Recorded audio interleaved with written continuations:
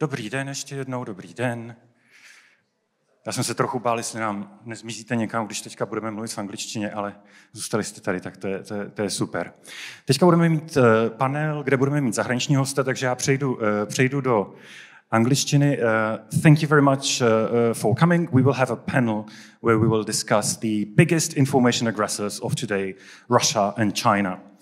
So covering Russia will be my friend from Lithuania, Nerijus Maliukevičius, who's teaching at the Vilnius University, studying Russian propaganda for 20 years already. Nerijus, welcome. Hello, everyone.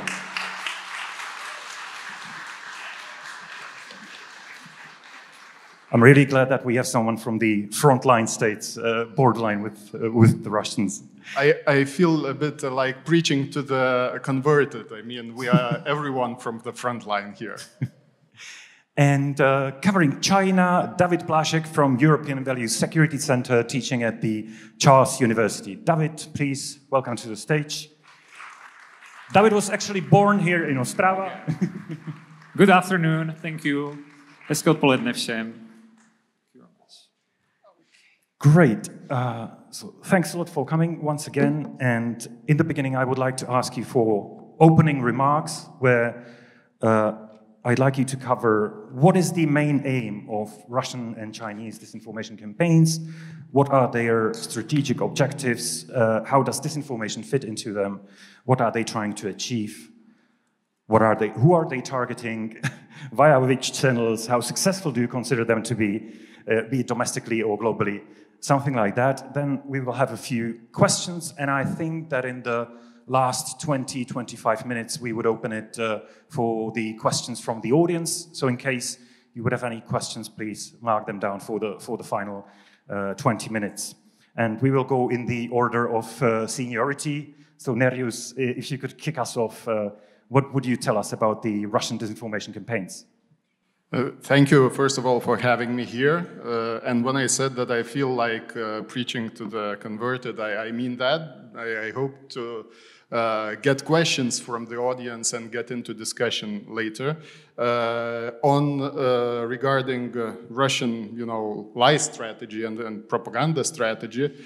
I think, here one needs to do a bit of a systemic packaging of things that we all know, feel, experienced. And in our region, I mean, Czech Republic, Eastern Europe, Lithuania, we have this experience from our history.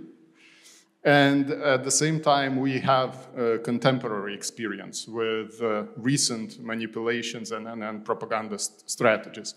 And I think this is very important because in the way Kremlin approaches propaganda, manipulation strategies, it extensively borrows from its Soviet past.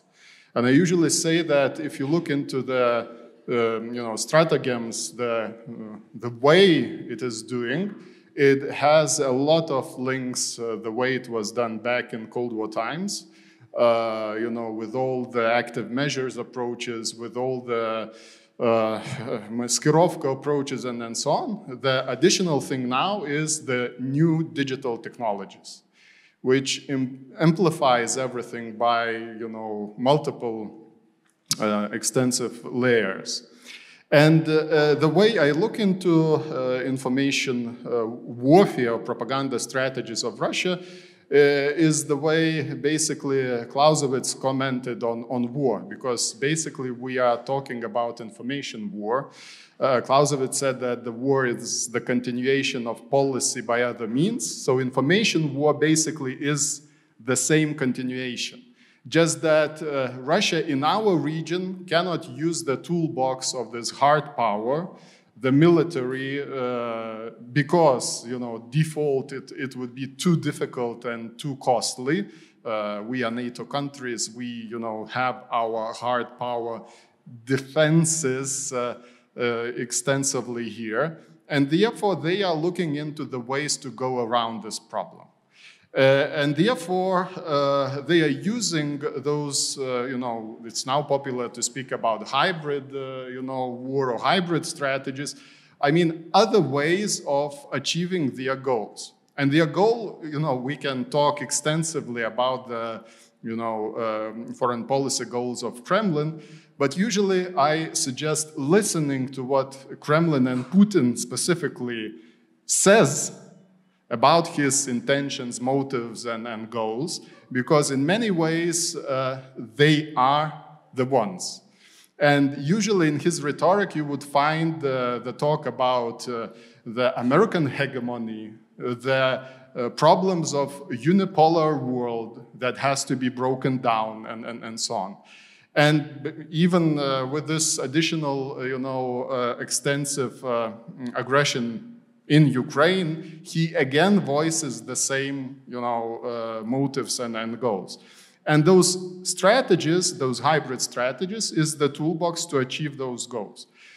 Maybe how I would link my talk about Russian information war with Chinese, approach is the way Mark Galeotti is talking about this new type of power. It's called the dark power. In Chinese perspective, Americans and American scholars are using sharp power perspective. So basically, Kremlin and to extent China is trying to degrade their opponents to make them weaker in relative power position to Kremlin. They cannot, be more popular in soft power terms. They cannot be more attractive, but they can degrade our power structures. They can degrade our, soft power positions. And this is the way Kremlin approaches this, competition. Basically, they are picking up this toolbox of the same American soft power, which is media, which is civic society, NGOs, economic cooperation, and so on. But they are putting everything upside down and using those soft power toolbox means to achieve those degrading results.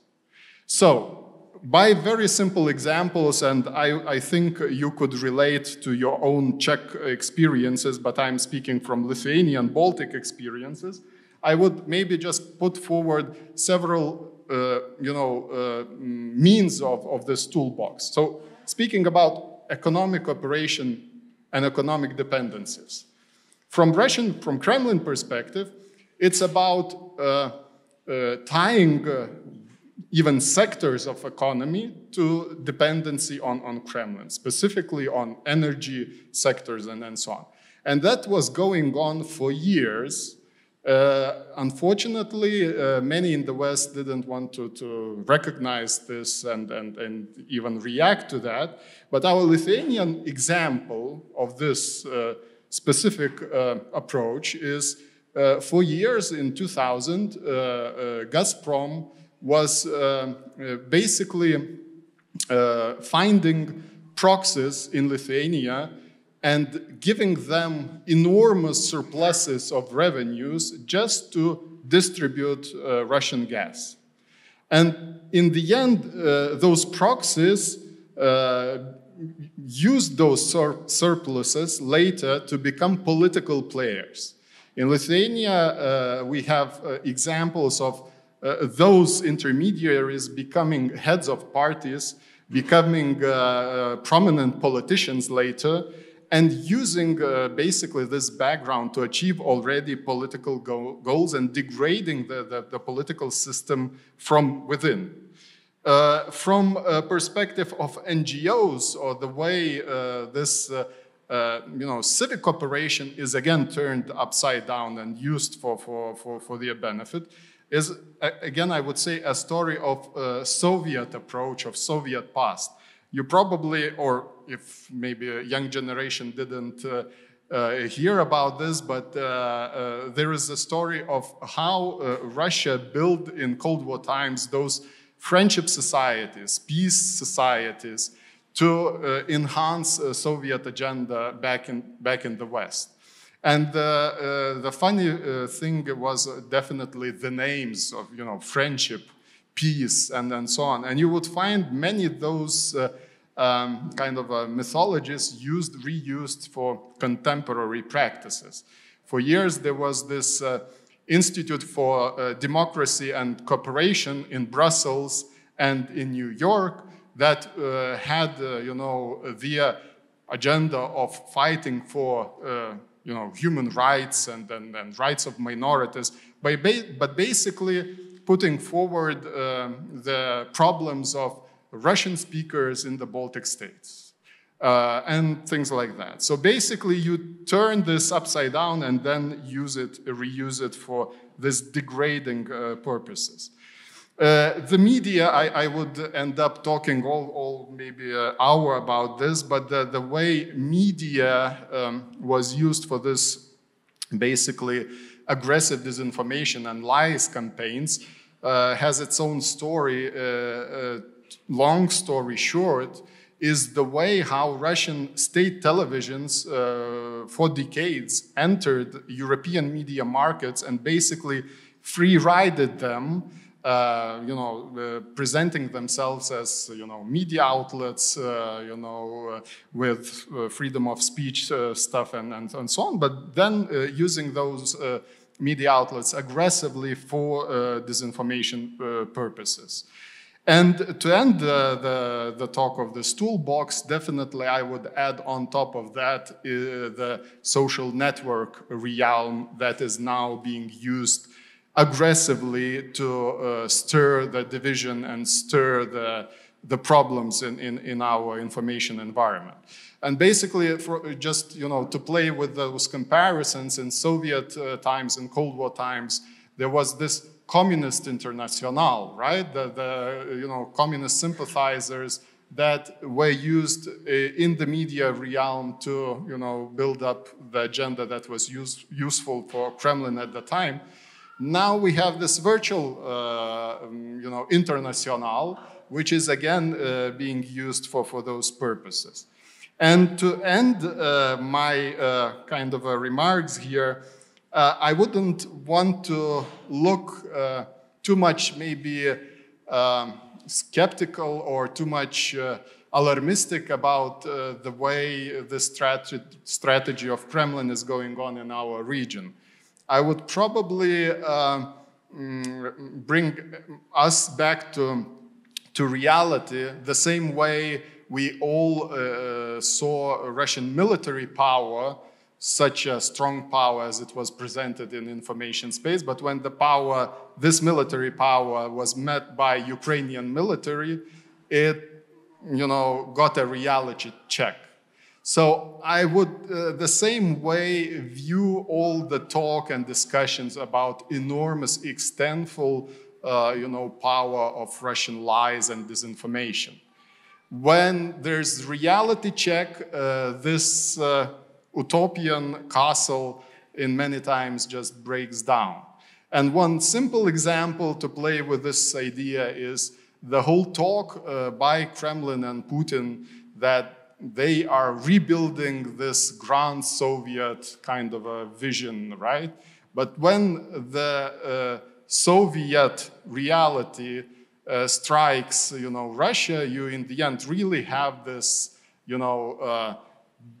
dissident Soviet past. You have this,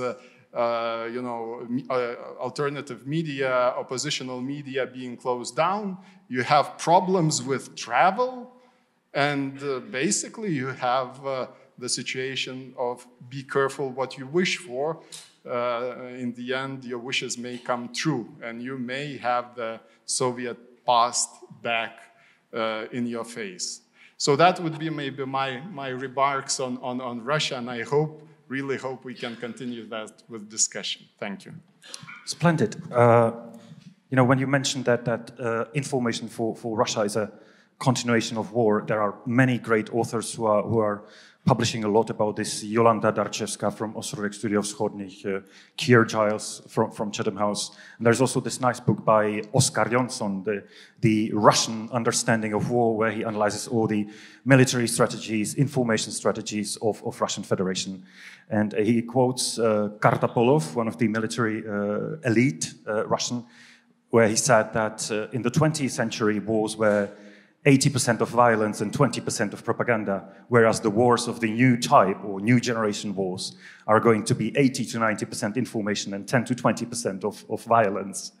I'm not really sure if that might be the case. We can get back to it later. But please, David, if I could ask you for your opening remarks, how does China use information, disinformation, propaganda? Okay, thank you one more for having me. This topic of Chinese disinformation is always complicated to talk about because in the long term, we can find it overshadowed by the topic of Russian disinformation, especially, of course, in our geographical location. But it's, I think, important to realize that in a long term, going ahead, given Chinese vast resources, their much bigger economy, much bigger state apparatus and other advantages on the Chinese side, that during our lifetime, it seems that we will be much more actually facing Chinese disinformation than the Russian one, despite the current situation when the threat of Russia seems to be so imminent, and it is imminent, of course.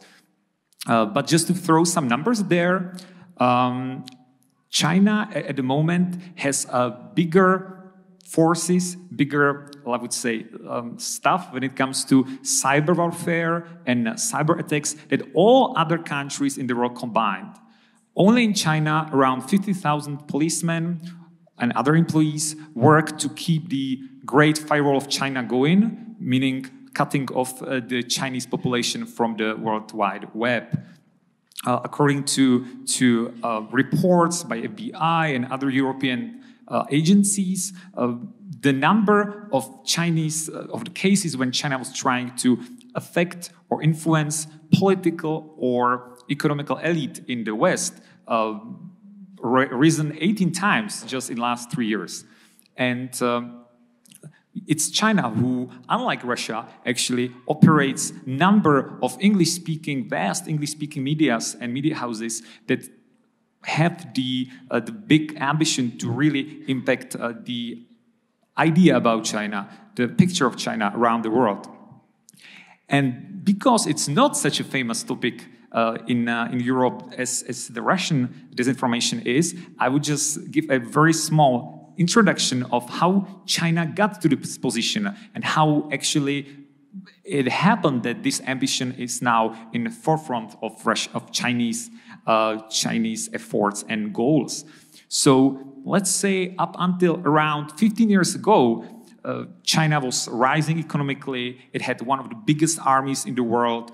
The most important, big part of the most important companies actually were located in China.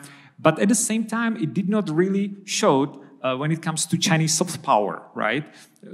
Chinese soft power was really low compared to its relative strength on the world stage. So around 2005 up until 2012, when the new president and Secretary Xi Jinping, as you all know, got to power, the things started to change rapidly. So the idea was now that China has to be strong in all areas, including soft power.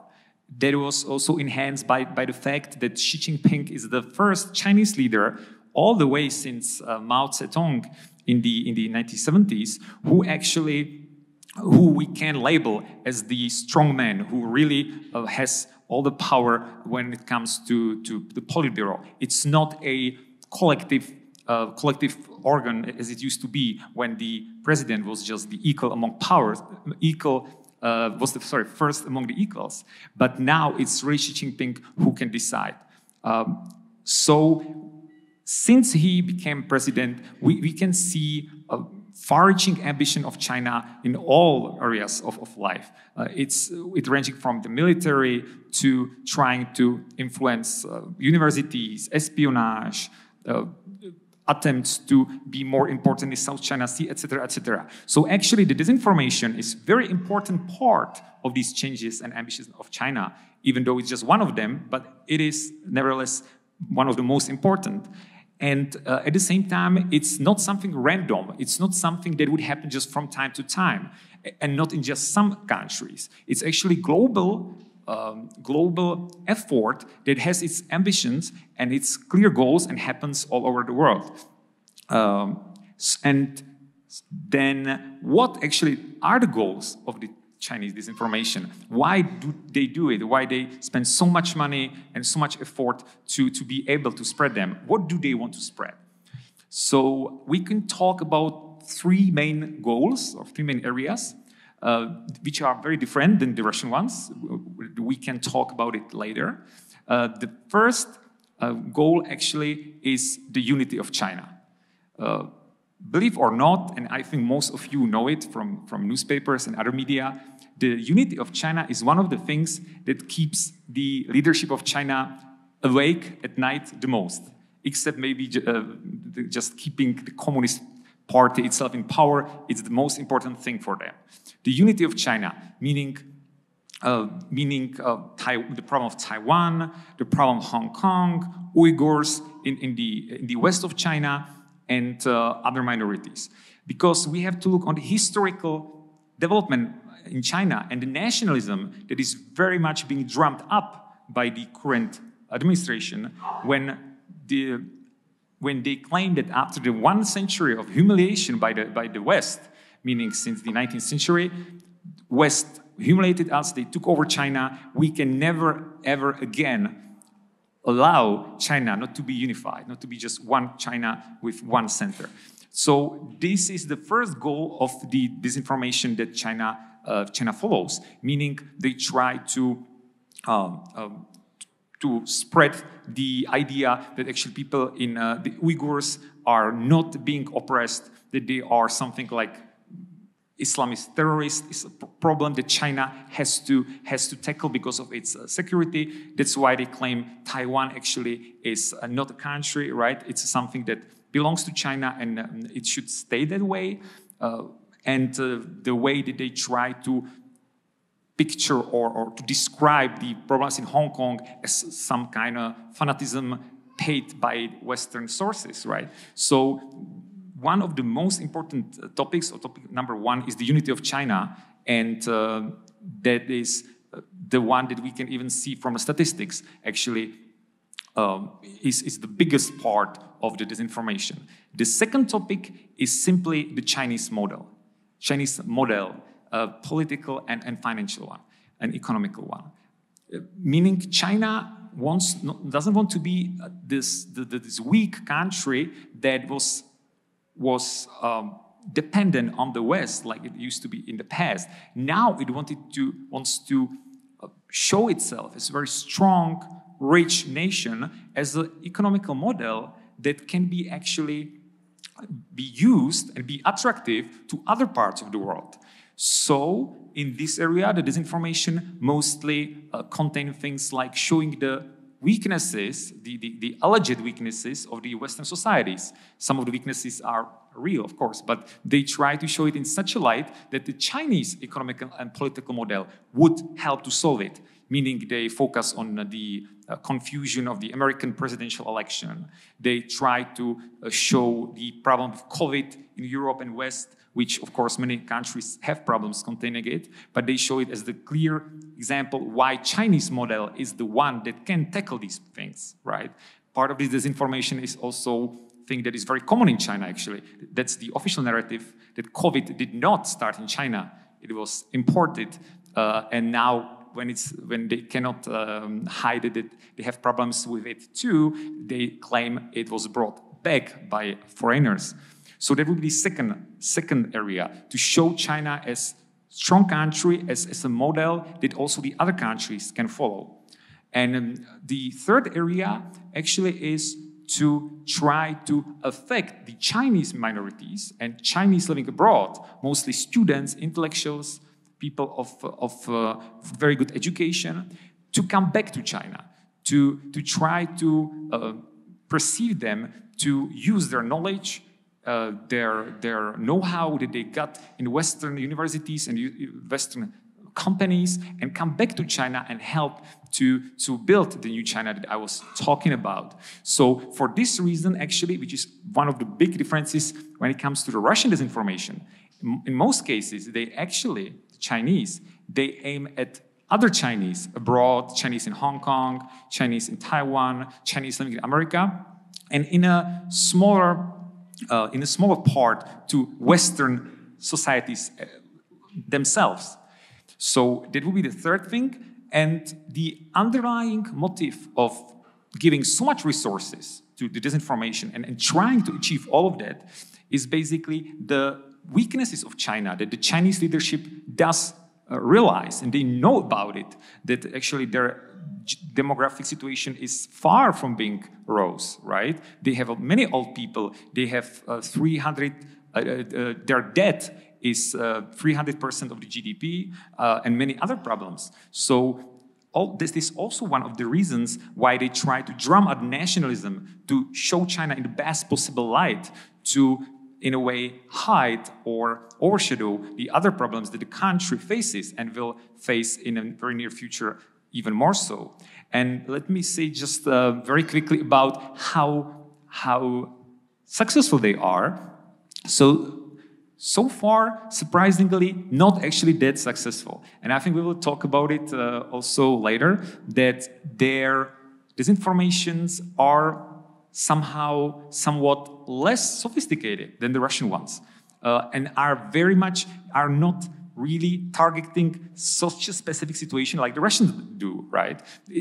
There are very large goals, like to show China is good, right? United States are bad.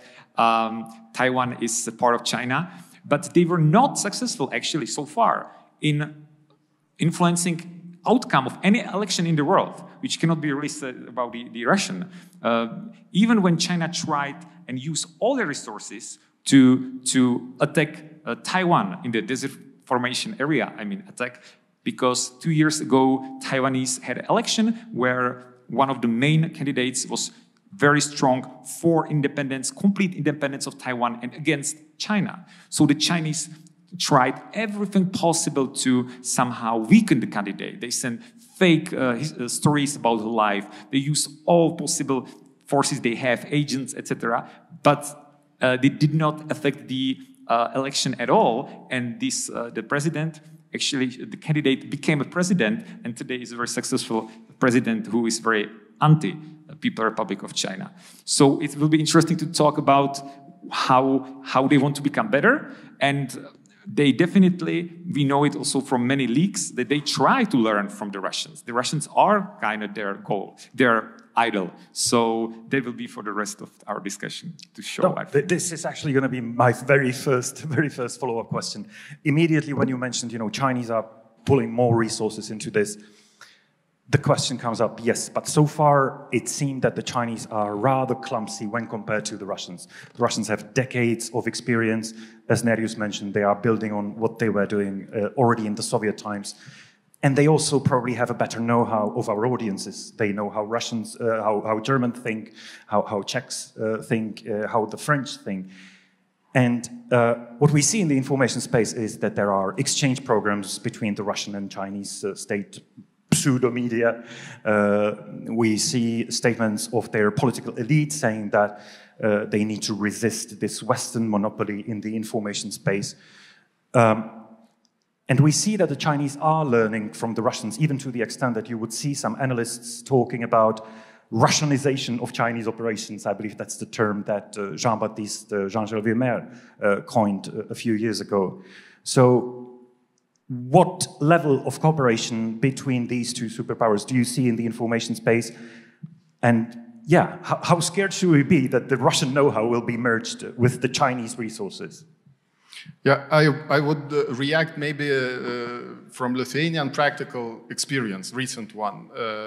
If you didn't hear, we in Lithuania had a Taiwanese representative office being opened, and that was a grand clash with China, and we basically now have a on-hands experience how China works in this info space environment. So yes, I would totally relate to the comment that China is borrowing extensively from the way Russia is doing their propaganda efforts. But that is an anecdotal example, because the way they were approaching this issue in Lithuania, the Chinese ambassador, organized a big press conference for Lithuanian journalists, announcing that now you will hear kind of a Chinese reaction to the things going on in Lithuania and so on. And I remember, Lithuanian journalists coming out of the press as like, what was that? I mean, the whole press conference by ambassador was about the rights of Russian-speaking minorities in Lithuania.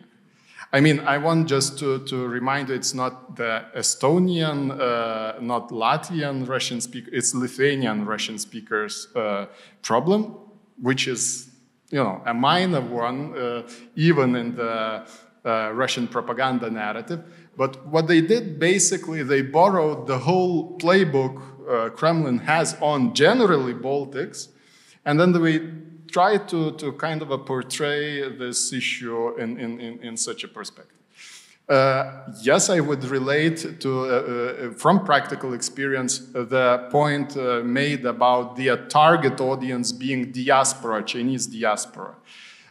We had a very specific case of protest against China in Lithuanian our main cathedral square, where all the protests, major protests are happening in support of Hong Kong protests. And what happened was that a Chinese embassy basically organized a counter-protest, but they did that with Chinese embassy cards, amassing a Chinese diaspora in Vilnius, and then throwing them at the protesters, basically inviting them to go at the protesters in this cathedral square. So all those examples are quite interesting from analytical perspective to see how reality checks Chinese strategy. But I would really relate to the point that they are borrowing extensively from Russia, but that is not for their own benefit. I mean, they have problems with that.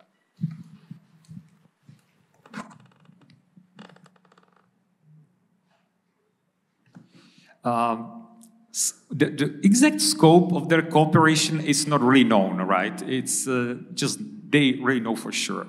There are many anecdotal evidences, like in some countries, some European countries, actually the Chinese state agencies, press agencies and the Russian ones even sometimes share a building, a house, and we have even examples like that. But that itself, of course, doesn't show anything clear, no clear objectives of that. But we have something even on the paper. So, for example, during Xi Jinping's first ever official visit to Moscow, there was a contract written signed between the China Daily Online and the Voice of Russia. A year or 2 years later, we have similar contract being signed between, I think, Russia Today and People's Daily, and other contracts actually followed, which specifically say that they're going to mutually share the online resources and news. So actually, when it comes to the content of the news, it's almost certain that they do cooperate in majority of cases. And even when we talk about the situation in Ukraine and about how Chinese domestic media treat the crisis or the war, of course, the war in Ukraine, we can see that they basically use exactly the talking points and the same sentences like the official Russian propaganda does. We even know that when the war started on the 24th of February, the Chinese government, their ministries, sent a directive to its media that they should not use any news or any narrative that would be critical about Russia, and that they should use only the official releases that the Ministry of Foreign Affairs in China does. And when we look at the releases, they are the same like the Russian propaganda headlines, completely the same. even so much so that even we know it because it's open source investigation, that even the Chinese Minister of Foreign Affairs himself is saying officially during the press conferences the most outlandish propaganda talking points that Putin uses, right? Like there are biological weapons or biological laboratories in Ukraine. Russia was just trying to protect itself because it would be attacked, etc., etc. So it cannot be coincidence anymore when the words are completely the same. At the same time, I also think it will maybe bring problems going forward for Chinese to use completely the same explanations and talking points like the Russians, especially if the war in Ukraine gets worse for Russia, because then the Chinese will be in pretty complicated situation, but that's other question. But yeah, they definitely do cooperate. They want to be like Russia when it comes to their competencies, to be good at spreading disinformation, but they are far from there yet, but they definitely try, and I believe strongly once they will surpass them. The Chinese are very good at learning new things in general, so here I have no doubt, actually. And perhaps it's also worth touching upon the fact that it is definitely the Chinese and not the Russians who are advanced in automated intelligence research. You really don't find this knowledge currently in Russia, you find it in China. But actually, a short follow-up question for you, David. We saw how Chinese state media and the Twitter accounts of the MFA representatives were using Russian content that actually COVID didn't originate in China. As a local Czech company, Semantic Visions, showed, this story started in the Russian information space, and only later the Chinese were picking it up. And there it's kind of clear why are the Chinese using it. They are kind of whitewashing their negligence. We understand why the Russians are spreading disinformation about the events in Ukraine. They are trying to excuse their crimes or present them as not crimes at all. But why is China helping them in this regard? What is their interest? What is their benefit in helping to spread the same disinformation narratives that the Russians are spreading about Ukraine?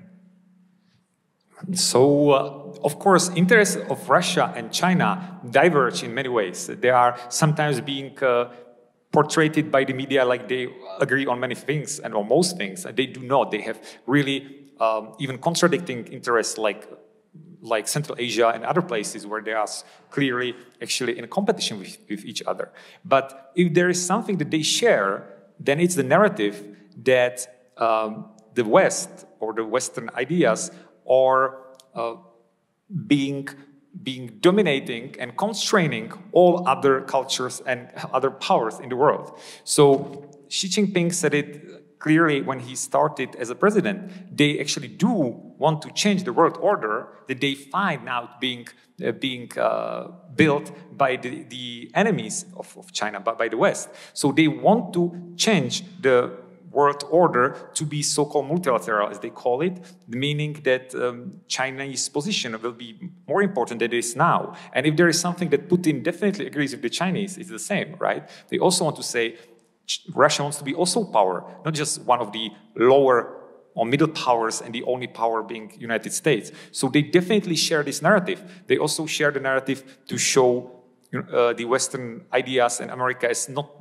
dysfunctional country, as a rotten values, etc., which is related to what I said before, right? They want to show the Chinese model to be the attractive one and the best working in the world. So for China, it's ideal that there is some other partner who has more experience with doing the same, and that they share the most important narrative, which is West should not be dominating us anymore, because our results show that we are a better system, right?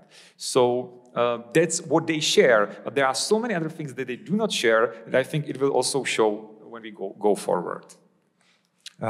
That sounds great. So it's actually slightly similar to what Nerijus was talking about, this trying to weaken the West, undermine the West, and thus strengthen myself in this zero-sum game approach. Okay. Nerijus, one thing that David was talking about caught my attention, that the official Chinese propaganda is trying to affect the Chinese living abroad in order to bring them back home. And I was thinking like, well, this is not exactly what the Russians are doing, right? They are actually happy to have their people abroad because they are helping them to undermine the local society, which is something that you in the Baltic states know most about. And you briefly touched upon the fact that Lithuania has the smallest, actually, Russian-speaking minority. I believe it's something like 20% in Estonia, 25% in Latvia, and Lithuania is like 10% or maybe even less? It's even less than, I think it's about 5% now. Yeah. Our major minority is Polish minority in Lithuania now. Okay. So But yeah, I was wondering if you could actually talk about this. So the Russians are actually using their diasporas for information purposes.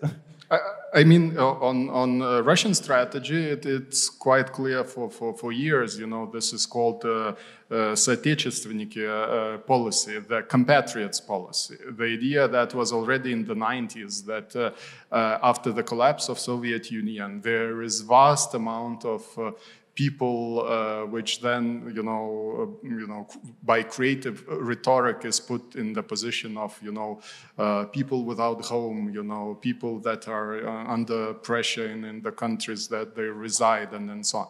But the whole idea of compatriots policy is to use them as a pressure in foreign policy. It's not about, helping them to relocate and so on. And it has even, names for that, a Karaganov doctrine, an idea that you should use this issue for pressuring respected countries. And in the Baltic states perspective, the target constantly was Latvia and Estonia. We practically had a smaller issue. We gave passports, to everyone, regardless. Back in the 90s, and Estonia and Latvia chose, other paths, and that became a target point for Kremlin. But the paradox is, from my perspective, is that usually in propaganda terms, like in economy, you use this mass economy perspective. If you have something that works in one market of ideas, meaning that works in Latvia and Estonia for Kremlin's propaganda effort, then that means that you can basically export this into Lithuanian perspective or even other perspective, because you have ready templates, propaganda templates. And the paradox is that in the end, even the Chinese, as I presented, they borrow this paradoxically and use this template then to be reused. So yeah, that's the way this compatriots card was used from 90s into 2000 and even up till now. Just that this fight for Russian speakers in Ukraine now is like, upside down world, from Stranger Things. I mean, coming to help people that, don't need any help, and then using this still template of, oppressed Russian speakers in Kharkiv and so on. I will stay with you. Let me just remind the audience, in about 10 minutes we will open it for your questions, so if you have any, please make them ready. Nerijus, you were talking about the effect or the lack of it, of Russian disinformation efforts, and it made me wonder whether you are not slightly influenced by your Lithuanian perspective, because I believe the Lithuanian audience is kind of resistant, but you travel just a few kilometers to the east, and in Slovakia you will have 30% of people believing that it's actually the West to blame for the war in Ukraine. The facts are clear, and yet this disinformation machine managed to persuade 1/3 of the audience about a complete lunacy. And it reminded me that, there are obviously different playbooks. The Russians are using different information schemes when they are talking to the Germans, when they are talking to the French, and probably when they are talking to the Lithuanians. They will probably not try and influence the Lithuanian audience in the same way they are trying to influence the Germans. So could you talk about these different playbooks, different objectives for different audiences that the Russian disinformation experts use? Yeah, I totally relate, Jakub, to your thought that, it's, different topics, different audiences, different strategies in different countries. But from our practical, realistic perspective, we should see that in some cases, they are, missing the target. They are repeating the same templates that worked somewhere, and then they are trying to do that where they don't work. But on the other side, the grand strategy is with this kind of propaganda, this kind of sharp power or dark power, is basically to do your homework. And your homework means that you do analysis, audience analysis, what really are the grievances in their respective audience. And when you do this card, not soft power, but this dark power, that means that you have to sharpen the divisions in this audience. So if the topic is, I don't know, any conspiracy theories, I don't know, any COVID issues, and so on, that means that you don't invent them, but you amplify those divisions in your media channels, in your social network channels. In the end, you are not inventing the topics, but you are using them specifically to weaken your opponent, to weaken his resilience. And this is the essence of this idea of relational power. That's, I'm now from political science perspective talking, but the idea is that we shouldn't consider that, power in absolute terms, meaning that Kremlin is trying to become a more popular, a more powerful, and so on. The idea is of relative power against, actors is that if you achieve and you realize that you are the weakest in this relationship, if you achieve the weaknesses or weaknessing of your opponent, of the other actor, then you, in relative terms, have a better competition situation. And that means that you work on in United States audiences, in Western European audiences, and in some ways you find opportunities to achieve your political goals. Yeah. This mechanism of trying to look for the weaknesses and amplifying them reminded me of this metaphor by Ladislav Bittman, a local guy. For those of you who don't know him, Ladislav Bittman used to work for the STB, Czechoslovak KGB. He was responsible for active measures, among others, disinformation. In 1968, he defected to the United States, and he was teaching on the, I believe, Boston University about disinformation. And when he was describing the work in the disinformation factory, he likened it to the work of an evil doctor. The doctor is trying to make the most precise diagnosis of his own patient. He's trying to find his biggest weaknesses, and then he's trying to make them worse. Not to cure him, but to turn him into an early grave. David, would you see that this is also the mechanisms that the Chinese are using, or are they any different in this regard? So they would definitely like to do that, but the problem is they are not that good anymore. I would like to also maybe emphasize how good the Russians are. They really use all possible gaps within the societies in different countries, and they always adjust their efforts on the local society. So they use things like disputes between the Romanian minority between the Hungarian minority in Romania, Catalan independent movement, many completely different things, but they always are able to use it to spread confusion in the society, and they're very good at it. The Chinese would also like to be that good, and as I said before, I think they will be once, but so far it's not really working. They have some advantages when it comes to the comparison with Russia. They have some disadvantages. So, for example, I have to come back to the topic which is very important, and that's the overseas Chinese. So, first, there are many more of them than the Russians abroad. Second, their ties to China is often bigger. Unlike the good, well-educated Russians and the richer Russians abroad, they do support still their country because of this bigger sense of nationalism that is not that common between well-educated Russians abroad, at least statistically.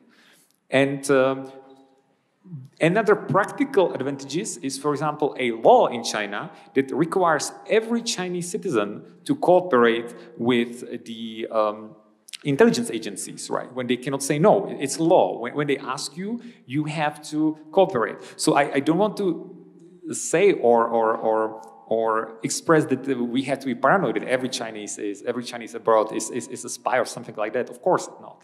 There are many, most of them just try to really study the best universities and to progress their lives. But in case some of them are actually being asked to help, either to spread the disinformation or something more, they have to say yes, right? So that is very strong instrument that the Chinese do have, and using their very numerous populations abroad of their citizens, they can be more effective in it than the Russians. Where I see a first signs that the Chinese are getting better is that for the first time, and it was just like months ago, we can see even an attempt of the Chinese disinformation / espionage campaign to affect one specific election in the United States. There was one regional election, Congress election in the United States, where the Chinese did not like one of the candidates because he's now in his 50s or 60s. And when he was a young student, he was part of the protests in 1989 in Tiananmen, and then he fled to America. So now he is one of the congressional candidates. So the Chinese, for the first time since we actually observed these efforts, try to attack this specific guy and to change the outcome of the elections in kind of Russian way, I would even say. And they use all possible really smearing campaign, like from some movie, fake sex scandal, fake car accident, and many other things. And they did not that they did not succeed, it was even revealed. So again, they are trying to do what the Russians do, but so far they're not so good at it, and they got caught. But again, one is learning by mistakes and by trying more. So we will see. That's actually true. I remember one of the books about Russian disinformation efforts was describing that. Maybe the main advantage that the Russians have is that, unlike our officials, bureaucrats, governments, they are not afraid to make mistakes, precisely, to find out like how not to do it, which kind of finds you the way how to do that. Because nobody can be voted out of the office, so that helps a bit. Yeah. So after all, the dictatorships are more effective than democracies. No, that's not the message you should take away from here. Please, if you have any questions for our great guest, I see gentlemen back there. Máme někde mikrofony? Aha. Někam se nám ztratili kolegyně s mikrofony.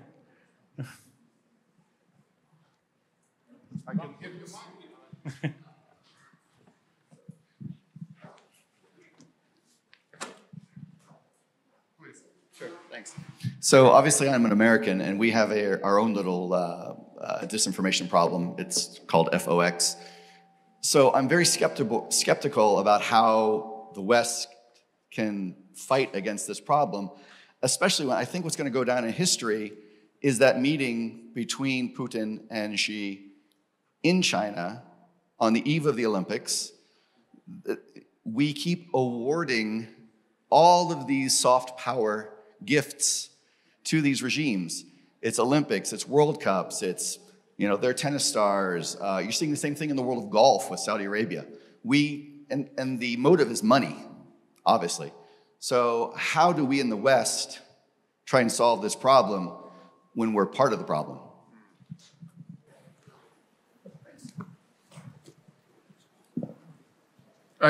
I mean, that's a grand question, but in the end, it's a problem with wishful thinking about those regimes, which is very familiar in Western Europe, that potentially maybe you can change the regime by engaging, by economic activity and then so on. And they know this, our weakness, best. And that's what I call this free riding in every space. So that means that when we approach from this position, then in the media realm, they are entering media market and then using the media outlets for the disinformation purposes. In the economic realm, they are doing the same. And I mean, I don't know, maybe me speaking from Baltic perspective, that's, we were doing that and are doing that for our Western partners for years. I mean, that needs to be somehow stopped because this just, builds those authoritarian regimes stronger and stronger. And, reality, comes back. I mean, with the aggression in Ukraine, we have NATO changing the perspective on Russia and looking into as an enemy now in official documents and so on. So, I mean, this will take some time, especially probably in Germany. But this is the way reality comes back at you the hard way. But this is a grand change in political thinking and political long-term strategy. So that would be my reaction. I would just follow with one short remark. It's a big problem, not just about the Olympics or the sport, Weltmeisterschaft, the sport, the big sport events, but also just doing business with China, right? There are so many big companies that are Western companies that are so entrenched to go to China, and we cannot be surprised. Nobody can tell them you cannot really do business with China because I understand so many jobs are at stake. That's a clear thing. So I think, for example, for companies, good goal would be to at least let them know about the possible dangers of doing such a business. That is not just about human rights, that of course should be the most important thing, but also about money and about security of those companies. We now know that one of the specific Chinese approaches how to affect public opinion in other countries is actually to lure some of big companies of a country that they want to target, like Czech Republic. So they lure some big company from that country, let's say in Czech case it was the Home Credit and the PPF, right? And they help them to start their business on advantageous terms in China. So then the company becomes really successful in China and one of the biggest in its area, for example. And then what the Chinese do, they often approach the company and say, okay, but if you want to go on with this business that is so good for you, to have these advantageous conditions that the other companies do not have, then we want you to press your government, your foreign ministry, the public opinion in your country to be more pro-Chinese. So that's how basically the Chinese do produce new helpers, new allies out of companies that originally have nothing to do with China. But then they are so deep in the Chinese market, they have no other choice than often to do what they ask. So we can see this pressure for some companies on the Czech government, the German government, etc., etc. So I think it would be important to really warn these companies beforehand about what can happen in China. Not that it's just not a good thing to do do business with the non-democratic government, but that it has practical issues that can actually, in the end, also destroy your business. So we should follow this practical motive sometimes too. Maybe just a very brief remark, since you came to the country of Václav Havel, and thank you for your visit. Perhaps it's also useful to keep in mind that there's this difference between a value-based foreign policy and interest-based foreign policy. And a great Havel's admirer and a great communicator, Garry Kasparov, likes to point out that the value-based policy is often in your best interest when you look long-term. Yes, it might help you short-term to prefer the interests above the values, but long-term, it's always a highway to hell, as we currently see with the dependency on Russian energies and how difficult it is to cut ourselves off of this dependency. Do we have next question? Here, second row.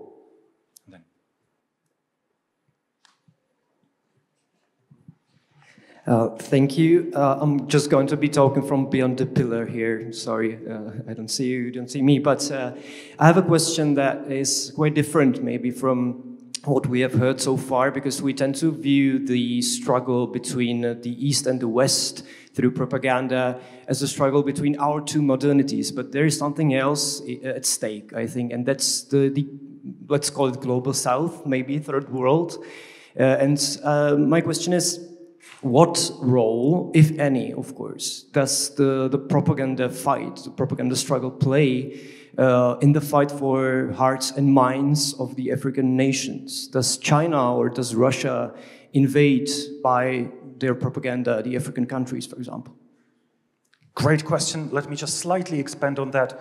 We talked about how Russians and Chinese cooperate in certain instances, but precisely the audience in Africa is often mentioned as the audience where they are not going to cooperate, where they are going to compete. So do you see it that way?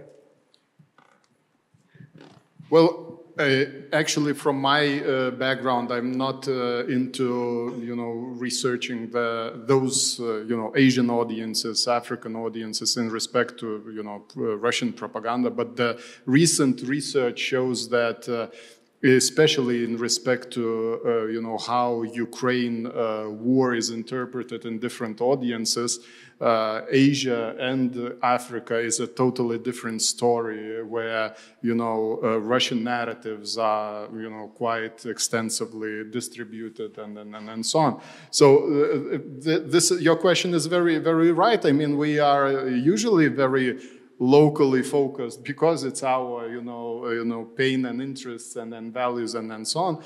But then there are other issues, other grievances in other audiences, and sometimes, authoritarian regimes find a fertile ground to achieve their goals there. Therefore, I would totally relate to this issue that, in this respect, they are quite good in targeting their grievances. Yeah. And for China, it's absolutely clear after the overseas Chinese, that's the target number one, because they, as I said, they want to promote their Chinese model, right? So where it's better to promote it than among countries that are still developing, they are still actually sometimes looking for their long-term goals. So even the super famous initiative like Belt and Road, right?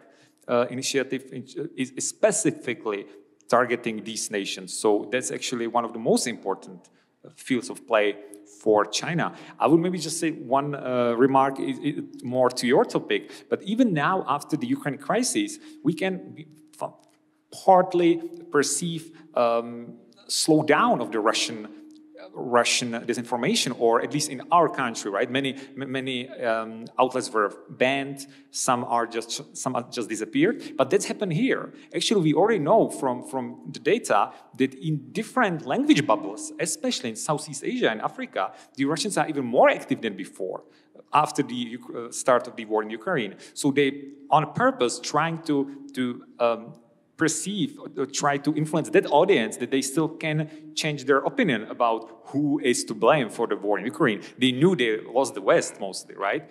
But there is where they try to keep a good name because they need other places to do business with, right? Because now of all the sanctions. So actually, really, the Russians at least, and the Chinese try to follow, are stronger in Southeast Asia and Africa now than they were before the attack on Ukraine, which is also kind of worrisome because that's the place where most of the people of the population of the world will live very soon. So yeah, it's a very important part.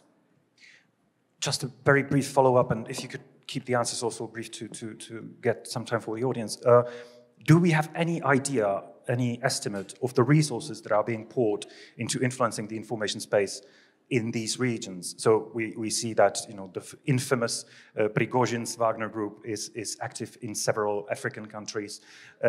Russia Today, Spanish version, is huge in Latin America. Do we have any estimates?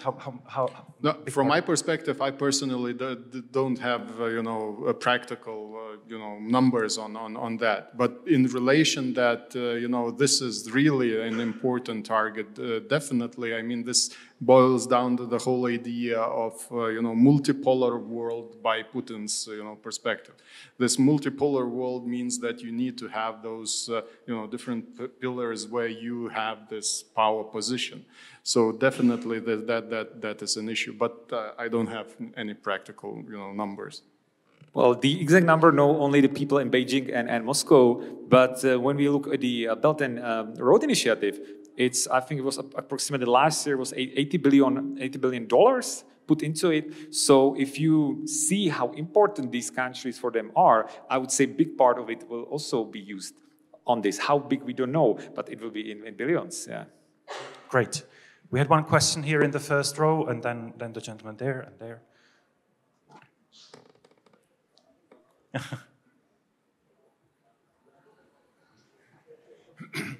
Thank you. So I came late, so I didn't hear all of what you said. It seems to me you are an expert on Kremlin and Chinese propaganda, but I think it's very important to just say that propaganda comes from all sides. I think that some things which in our sphere of influence so-called, doesn't really, is not really said in the media. So, for example, some things have been disclosed recently. For example, the Operation Mockingbird in USA, when CIA was manipulating many news outlets during the Cold War, and they were using many journalists to spread propaganda, basically not truth. So I think this is very important to say. Recently, what would you say about the Ukrainian ombudsman Denisa Lyudmila Denisova? I think that's her name. She was fired from her position, and it was mostly because she basically made up stories about Russian brutalities and war crimes, raping of kids, and that was all lies because she didn't have any proofs of that, and she just said, okay, I knew, I kind of made it up, but I needed the West to send us more weapons. So obviously, that's the biggest weapon of Zelensky's regime. This last story is actually a disinformation itself. Yeah, thanks. Last story about the Ukrainian ombudsman. Yeah, okay, whatever you think. But it was on many Czech media, so I don't know if they made it up too. So that's the PR war which many regimes are waging, and that's maybe the only chance for Ukraine to get more money, more weapons, to have more such stories about atrocities made by Russians. Again, the last story is a lie, so you can stop repeating it. It's a lie. You mean the ombudsman wasn't making up the stories? Please use Google. Okay, fine. You can explain why it is a lie, and that's all from my side. You use Google. You will find it quite quickly. It was on many Czech media, and I read that. Yes, I know about it. Yes, I know. So just explain why it is a lie, please. Thanks. The quote isn't genuine. You will really find it. Please, I can't really tell you the whole story from the very beginning, but the quote isn't genuine. Right? It's made up. I would react maybe to the issue is that one has to realize that the whole Kremlin's strategy in propaganda is to say that everyone lies. Everyone lies. I mean, but that's not the case. Not everyone lies. I mean, when you look into, I don't know, your relatives and so on, I'm not speaking about news channel, not everyone lies. Sometimes someone does deliberately nasty things, and they are being called for that, and that is the strength of, I don't know, our maybe Western position, that they then are put in the light to respond to that. But the problem with Russian propaganda, that's a systematic, manufactured, you know, I would join not just Russia, but Chinese, that there's this, you know, machine that works for the benefit of political goals with using all those lies and so on. So, I mean, this is a really problematic. In each case, there was a recent, you know, I mean, not so much recent, years ago, an interview by BBC,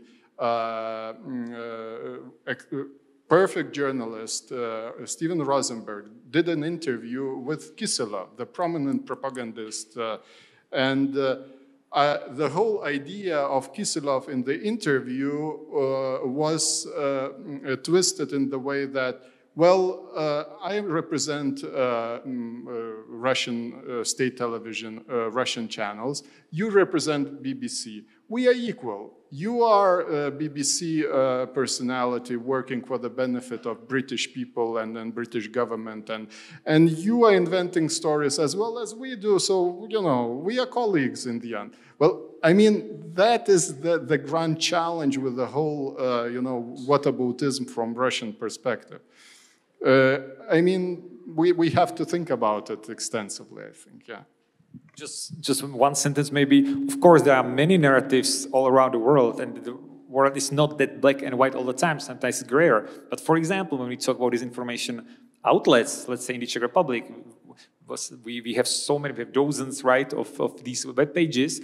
So I would say the good way how to find out is what outlets is actually transparent about who pays for it, where they have their account, how they spend the money, you know, throughout the year, and the basic things that companies do, right? So I would say when we have many web pages and many outlets in the Czech Republic that just do not show if they are paid from Kremlin, or maybe they are not, so why are they hiding it, right? Normal news media, normal outlets, they show transparently how they're paid. So the first way how to be careful is about what of these companies or these newspapers or online media do show the basic transparent things. And of course, also the mainstream media can make a mistake, but the things like transparent showing of their activities, their financial situation, etc., that what makes them different, right? So they can make mistakes, but it's different than to be hidden behind a wall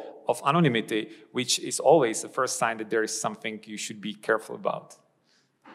We've got 4 minutes. I see a question there. And could we also then take the question here in the third row?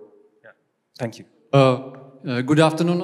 I don't want to run away from this interesting topic, but I would like to come back to the first question. It's about the sport events. Why is sport used, or this sport top event like Olympic Games, used as a tool of propaganda? If we come back to 1980s, like Olympic Games in Moscow, in Los Angeles, Olympic Games in Beijing, in Sochi, and this year in Beijing, why is it used as propaganda internally and externally? I missed the sorry, could you repeat about events? Sporting events, about sporting events. Yeah. And could we also take the question here in the third row, because we have only 3.5 minutes left.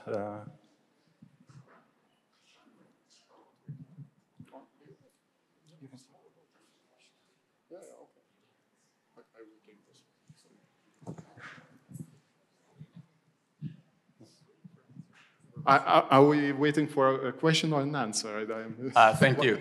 Yeah, I'm German. The question I think we heard like right before would have been one question you could hear in Germany, I think, as well in the debate there, which I frankly find quite outrageous, given that I think we have to look at the bigger picture and what's important, which is in that context to help Ukraine. What would be your message to Germany, which has announced the Zeitenwende, but I don't think we've delivered on that so far in a satisfying way? What would be kind of your key framework pieces that you would say we would still need to do in order to do that? And also, what would be kind of the framework of a European security strategy?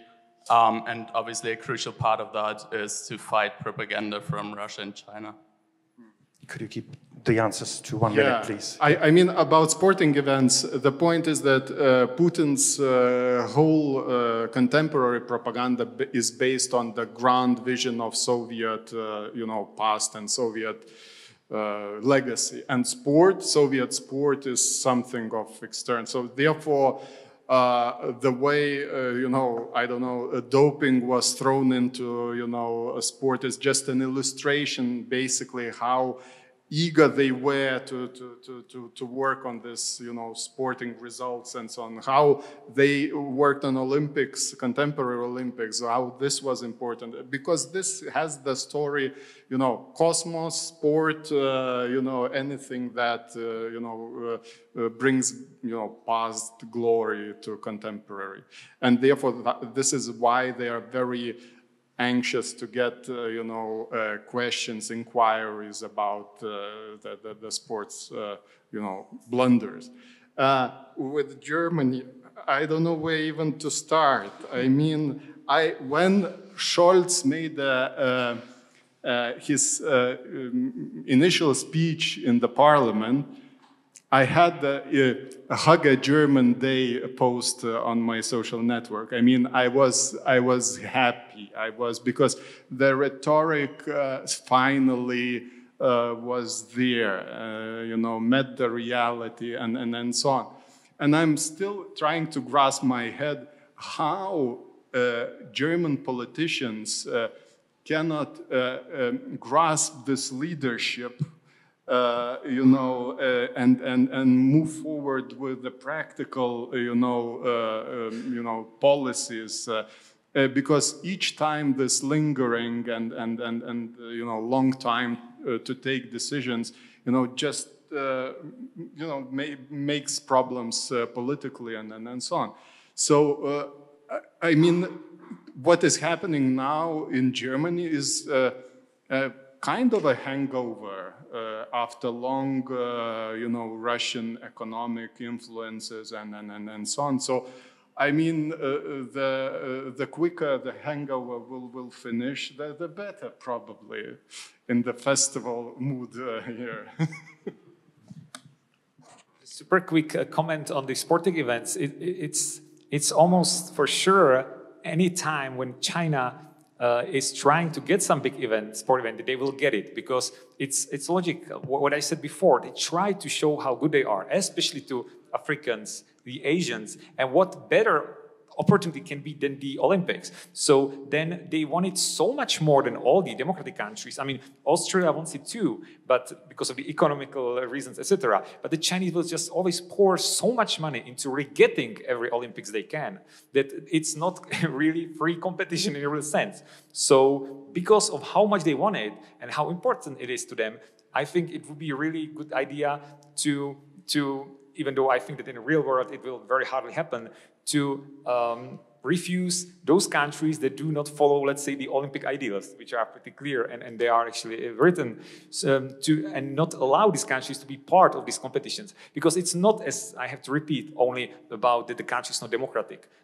Their possibilities to influence the so-called election or the decision where the Olympics will happen, they have so much more motives and so much more money and resources to really push the decision in that direction. So it is definitely a problem. It should not be the case, but about the practical reasons, other than boycott or pushing the Olympic organization, it's very hard to see. But again, we should not pretend it's a competition between countries. They have much more power than the others when it comes to Olympics. Unfortunately, we're running out of time. Nerijus, David, thank you very much for coming. If I could ask for a round of applause.